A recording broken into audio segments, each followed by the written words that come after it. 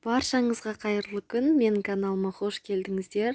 Бүгін сіздермен осындай топ-томпақ, жоп-жұмсақ болып шығатын, дастарханыңыздың көркін ашатын керемет күлшен нанның рецебімен бөлісетін боламын. Видеоны соңына дейін көріңіздер. Ең алдымен өзімізге қажетті заттарды дайындап аламыз. Таза, құрғақ ыдысымызға жылы су, жылы сүт, 1 шай қасық тұз, оның үстінен 2 ас қасық қантты салып араластырамыз.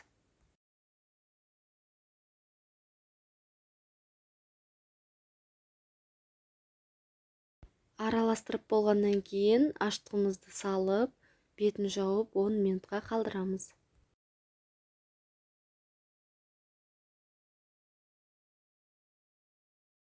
Он минут уақыт өткеннен кейін алдын ала дайындап қойған ұнымызды, яғни електен өткізілген ұнымызды бірнеше бөліктерге бөліп салып, жұмсақ қамыр илейтін боламыз.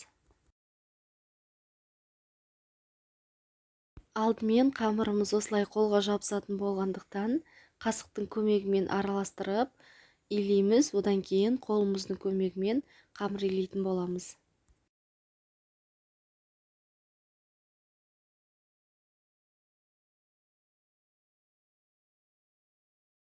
Міне біз қамырымызды илеп болдық. Енді бетін жауып 45 минутқа жылы жерге көтерілгенше қалдырамыз. Қамырымыз көтеріліп дайын болды. Енді осы қамырымызды бөліктерге бөлетін боламыз. Менде дәл осы рецептпен 6 күлше нан шықты. Бірақ менің күлше нандарым кішкене үлкендеу болып шықты. Негізі бұл рецептен 10-12 дана күлше нан пісіруге болады. Біздің қамырымыз қолға жабысқақ болып келеді, сондықтан да кішкене ұн пайдалансаңыздар болады. Бөліктерге бөліп дайындап алдық. Енді осындай противенге орналастырып, бетін пищевой пленкамен жауып қоямыз. 10-15 минут уақыт өткеннен кейін біздің нандарымыз осылай әдемі болып көтеріліп тұрады. Енді ортасын басып, осылай дайындап шығамыз. Егер менің каналыма тіркелмеген болсаңыздар, каналға тіркеліп, лайк басып, пікір қалдыруды ұмытпаңыздар. Енді дайын болған нандарымыздың бетіне жұмыртқаның сары уысын жағатын боламыз. Сонда біздің нандарымыз қоңыр түске еніп, әдемі болып шығады.